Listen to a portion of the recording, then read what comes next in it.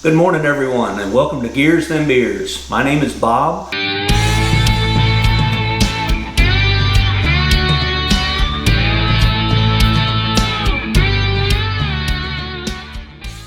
My son Josh is off working on the farm today, so he's not going to be able to join us. But I wanted to welcome you to my workshop.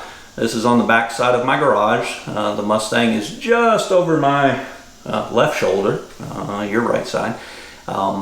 We'll get to that a little bit later. All right, one of the main problems that we had with the car when we parked it was the transmission. It does work. Second gear grinds like crazy. Fourth gear is almost impossible if you don't double clutch it in order to get it into fourth. So I know I have some synchronizer problems in the transmission that's in the car now. Plus it makes a noise that I haven't quite figured out what it is yet. So it does drive me crazy. I want to get that transmission out of the car. It's not a long-term solution. The one that's in the car is a TREMEC TR3650, the same as what I have in front of me. This is the transmission that let my son down on the side of the road. We had picked it up from a junkyard, hoped that it was $200 well spent, but it ended up not being a good long-term fix.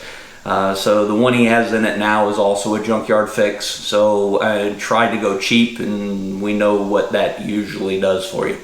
So the goal today is to completely tear this down, see if I can't figure out exactly what is making the noise. I know that the synchronizers are shot.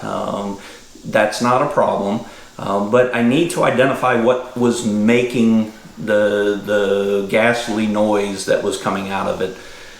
I suspect that it's probably the bearing at the input shaft end. I do have a lot of play at the input shaft, but we're going to see, what it holds for us today. With that being said, once we figure out what the problem is, it's going to be a question mark of how much are parts, and should we even attempt to build this transmission. For those of you that do know, as far as the TREMEC transmission line, this 3650 is not really considered to be a great transmission. It does its job, but when you start applying a lot of torque to the rear wheels, it is not designed to handle a lot of torque. The idea for this car is to build it into a track car that we can run around VIR. Long-term plans, maybe even a Coyote swap, turbos on the 2-valve that's in it, something along those lines. I'm not real sure that this is going to be a long-term fix anyhow, but I don't want to spend a lot of money up front because we have some other things that we want to do to the car first. So without any further ado, let's get started. All right, I guess it goes without saying, but the first step when you're going to open up a transmission, drain the fluid out of it. It is amazing just how much of a mess you will make dumping 3.5 to 4 quarts of fluid all over the floor. You get down here, getting ready to drain it. Underneath the bottom, we do have a simple drain plug. Please drain the fluid before you open this up.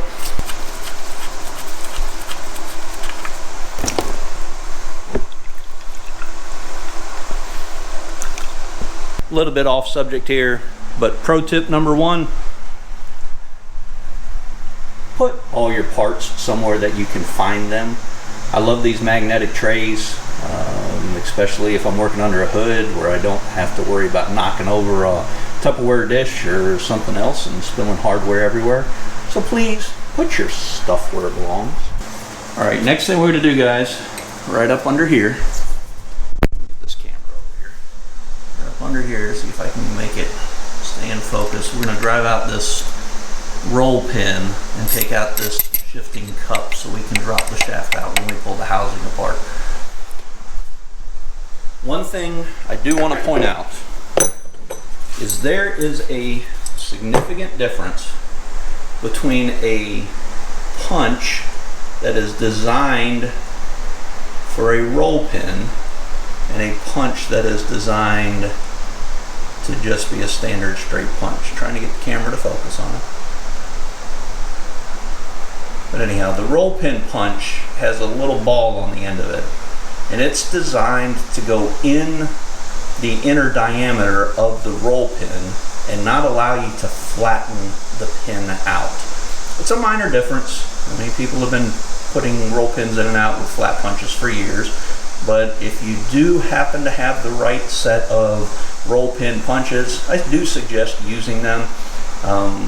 Where it's going to make a big difference is when you go to reinstall and you haven't collapsed the end of that roll pin. It'll make it even inserting it that much easier initially, but then it does save your roll pin. Alright, I can't say I'm real happy with this, but while I was trying to drive that roll pin out from underneath the cup, it was hitting the back side of the case. So after a little bit of manipulation, I was able to get it to line up and actually have the roll pin fall into a hole in the back side there. I don't know if you completely caught that. The way that the instruction manual reads is drive this pin downwards. Transmission is laying in the vertical position at the, or horizontal position at that point, and it will fall into this tail shaft housing. So since I have it in the vertical position, I just had to do some manipulation in order to get that hole to line up with the hole that is in the back. And that doesn't work because my lighting is going to make it difficult. Anyhow, so that was loads of fun. So now this should lift right off. Somebody's put a good bit of RTV on there. Alright, with that out of the way, I do have a spacer and the shift cup that came out separately. Doesn't look like anything else is in that. So we have the top of the, get my camera circling around here. All right, we've got the top open, so we've got the output shaft. You know, we have the shifter rod that comes in. I guess that looks okay. I believe this is 5th gear here on the outside. Synchros or 5th gear look good at this point. Standard shift fork, doesn't look like anybody has been into this at any point. I'm trying to learn how to do this. Keep good lighting, keep it in focus, all the while running around. So, I don't notice anything out of the ordinary yet. So let's keep tearing into it. All right, first thing on the speedometer gear on the output shaft, there is a snap ring. Special kind of snap ring pliers make it a whole lot easier. They're made for the external spread. They have the grooves on it. They kind of catch the snap ring a little bit better. So hopefully I don't make a fool of myself after just saying that. But these should allow me to spread that enough. I can do it without killing myself.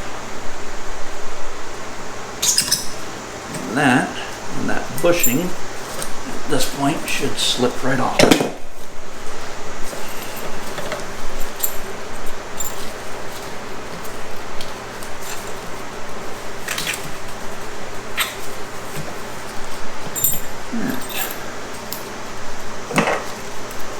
Wasn't as bad as it could have been.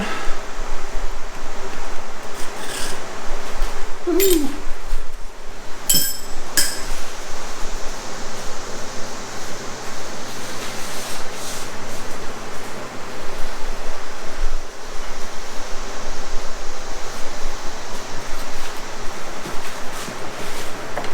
Now that is supposed to be a press fit. That is supposed to require a puller to remove. I don't care for that at all. One of the things that you got to watch for every time that you pull one of these gears out, there is an alignment ball. I don't know if that's the correct term, but you want to make sure that you do not lose these. Don't let them drop down into the transmission case. If you know that something is dropped down into the case, make sure you find it before you put it back together. This is a lot of labor to have to go back in and fix damage because you didn't put something back together and left a piece of FOD. In the aviation world, FOD, foreign object damage. All right, back to the snap ring pliers. There's another snap ring here, holding in the 5th gear assembly.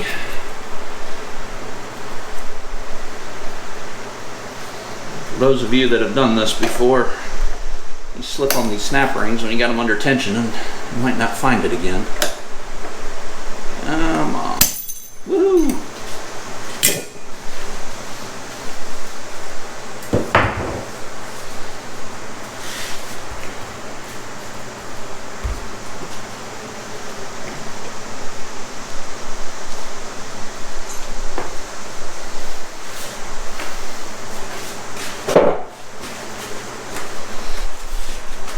Alright, going to take the roll pin out of the 5th gear fork.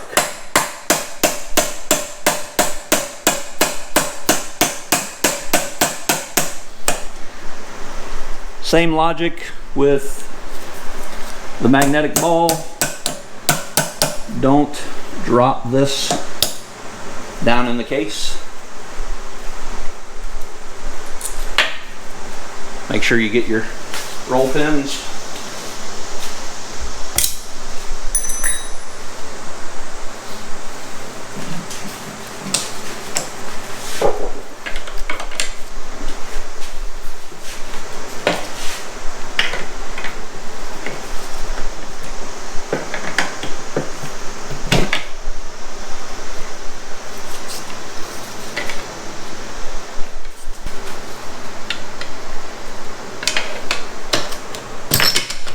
Aha!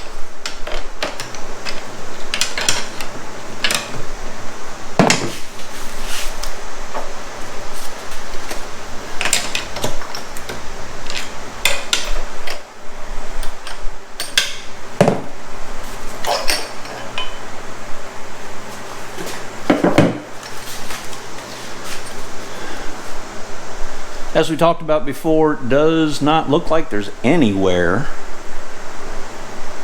at all on the synchro. All the friction material looks great. I don't know how well you can see this.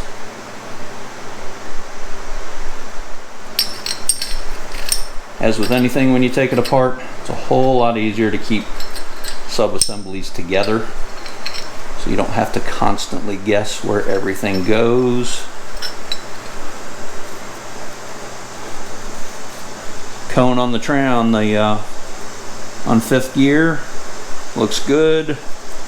I would say that's a good start to this teardown. So, good to go. One of the other problems that this 3650 had, not necessarily with the 5th gear shift fork, but when we get into the 1st, 2nd, 3rd, 4th, is these pads that came from the factory are plastic. Under high torque situations, I believe I'm saying that right, these have a tendency to fail, and then they just basically slip on. Back in the 90s and late 90s and early 2000s, when TREMEC was building these, there was an upgrade to replace these with some bronze pads, giving you much more purchase, much longer wearing pad, plus it was able to handle the torque needed for, speed shifting, grinding, whatever it is you're going to do. Anyhow, common fail point in these transmissions.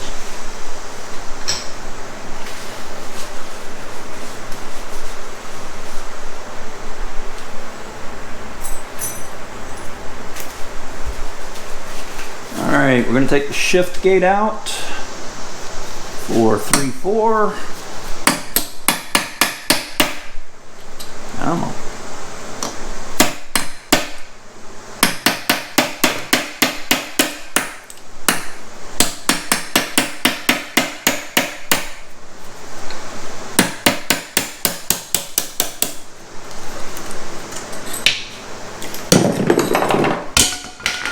Figures.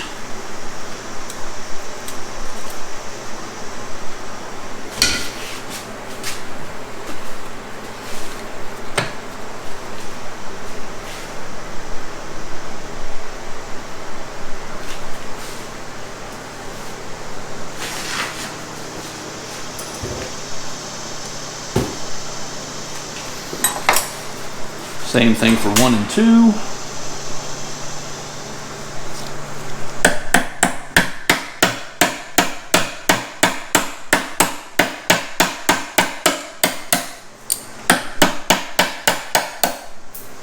Woo!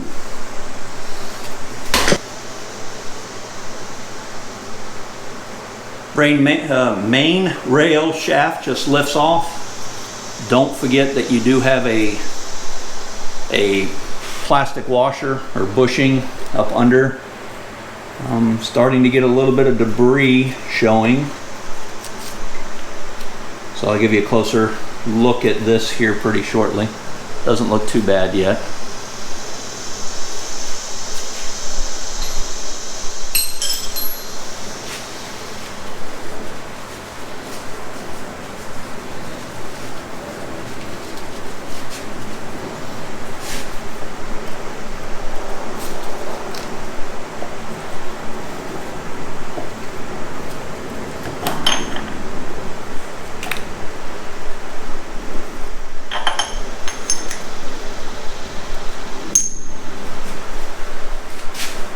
Alright, another common fail point are these 2 thrust bearings that are in here.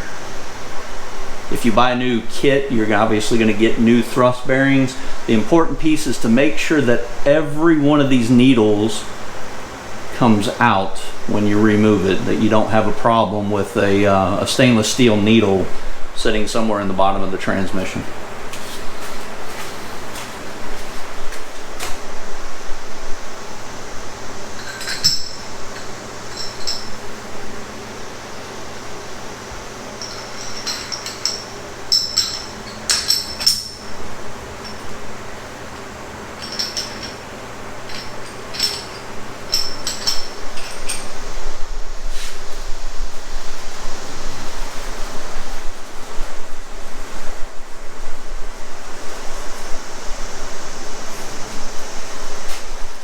Alright, another little friend of ours down here in the bottom.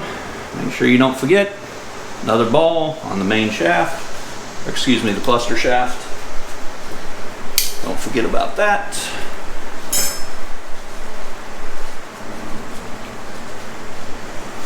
Alright, thrust washer is already off.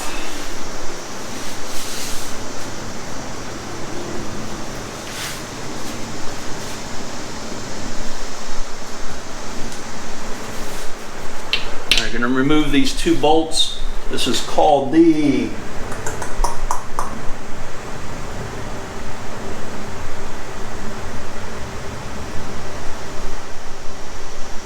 Alright, then we're going to remove these. Let me get the camera out. I wonder if I can move this camera.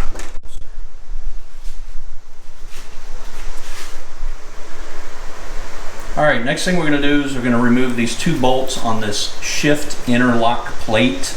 That's going to give us, it's going to free up the top of these shift rails, but then there's some smaller parts in here. They almost look like bullets, like 22 bullets that we have to make sure that we remove. As you can see, just a little bit around our drain plug, we're getting a lot of debris. This is a little bit on the problematic side. To have that much gunk inside. Everything up top looks fine though. I don't really see anything that is catastrophic at this point. So wherever our problem is, it's somewhere down in the main case, and we'll be there in just a few minutes.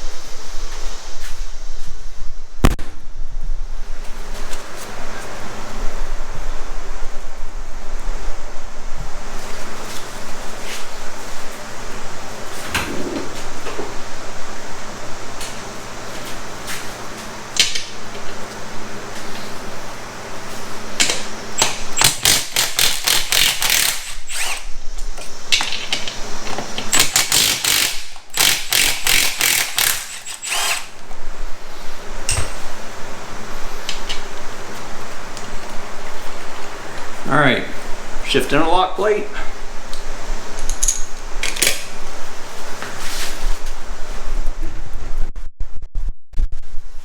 Now here's what I was referring to. Let me get something to point with. Here on these shift rails, there's these bullets. There's 3 of them. One on either side of the center, and then there's a hole. There's one right in the middle. We need to make sure we get those out. Handy magnet ought to work well for this. There's one. Of course, like everybody else making a video, trying to do this one-handed is for the birds. 2.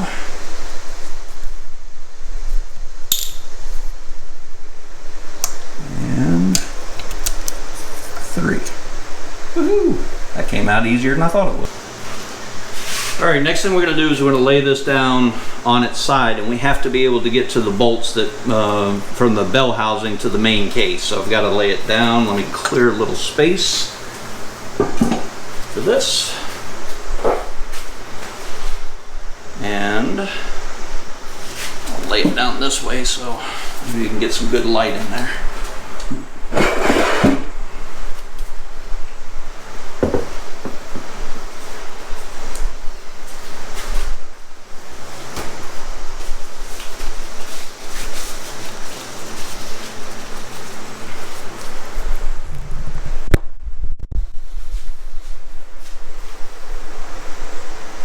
Alright, next thing we're going to do is we're going to remove, make sure you're centered in the camera here. We are going to remove all of these bolts. The instructions say to leave 2 bolts attached until you get it back in the horizontal position, or excuse me, the vertical position again, in order to make sure we don't separate the case. That's going to be a fun little challenge. I'm going to try to pick 2 of the easier bolts maybe I can get to through here, so maybe I'll just leave them on one side just to give me a little support when I stand it back up.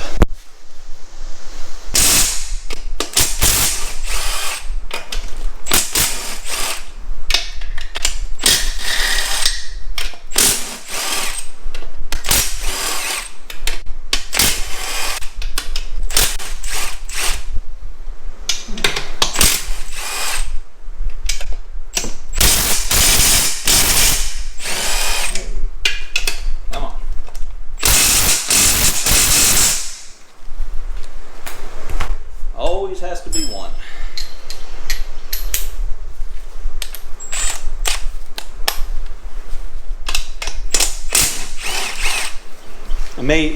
Where's the camera? Amazing what a shorter extension will do.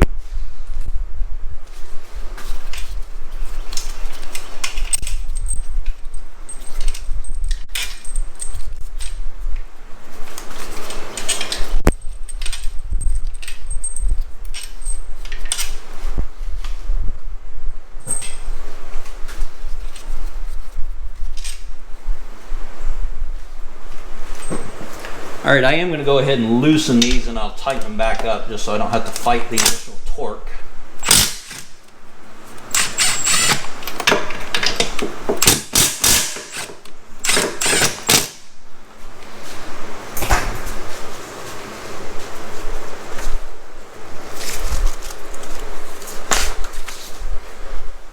Alright, moment of truth. Let's see if I can get this stood up without too much problem.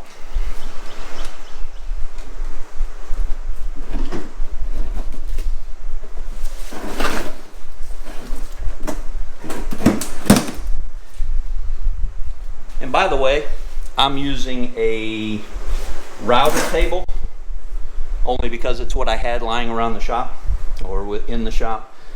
It does work well. It has a hole in the center, right, for your router to come up from below, which gives room for your input shaft to sit at the bottom. So now let's see if I can get these other 2 bolts out.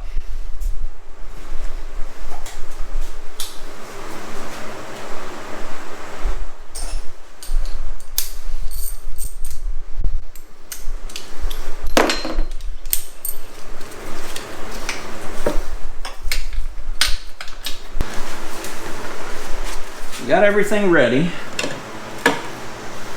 So This case should split,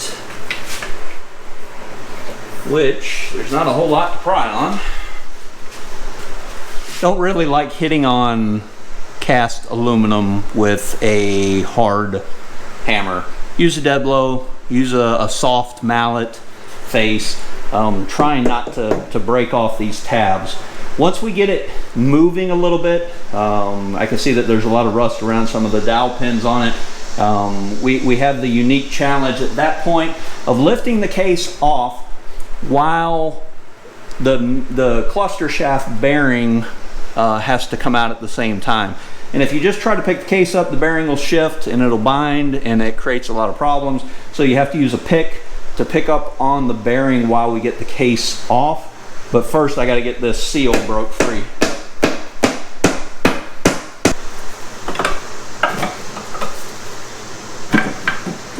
Woohoo!